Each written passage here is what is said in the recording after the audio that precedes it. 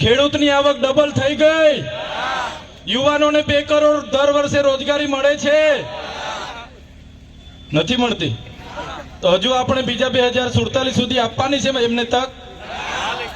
ત્યારે 2014 માં 2019 પર આવ્યા, 2019 ની ચૂંટણીમાં 2024 પર આવ્યા, હવે 2024 ની ચૂંટણી હતી ત્યારે 2047 પર લઈ ગયા. પરિવર્તન કરવા માટે હવે બધાએ જાગી જવાનું છે. મેં બધા જ વડીલો, યુવાનો, માતા બહેનો, પશુપાલકો, એસસી, એસટી, ઓબીસી, માઇનોરિટી જેટલા પણ લોકો અહીંયા ઉપસ્થિત છે, મને સાંભળે છે, એમને મારે નમ્ર વિનંતી છે.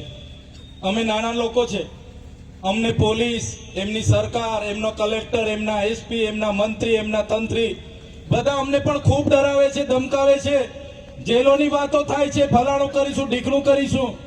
પણ જ્યાં સુધી તમારો બધાનો અમારા પર સહકાર છે, જ્યાં સુધી તમારા બધાના વડીલોના, માતા બહેનોના આશીર્વાદ છે, અમે એ લોકોથી ડરવાના નથી.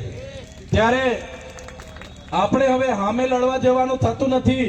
હવે તમારામાંથી તાલુકા જિલ્લાના ઉમેદવારો ફાઇનલ કરી દો, આવનારી વિધાનસભાનો એક ઉમેદવાર ફાઇનલ કરી દો અને આવનારી સત્તામાં તમે આવી જાઓ, ત્યારે જ આપણા લોકોના કામો થવાના છે. વાત કરવા માટે હું આવ્યો છું.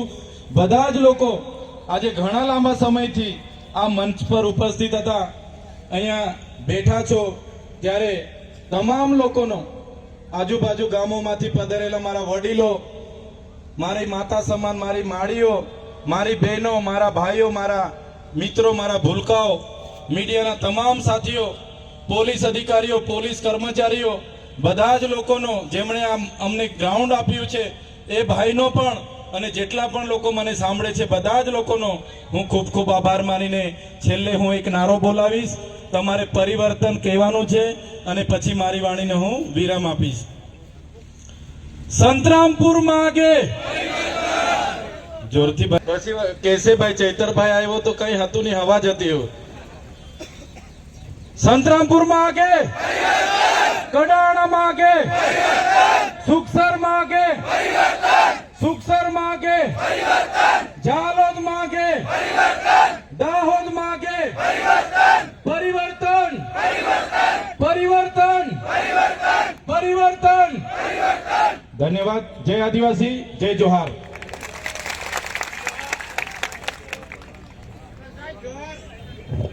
જોહાર. ખરેખર ચૈત્રભાઈ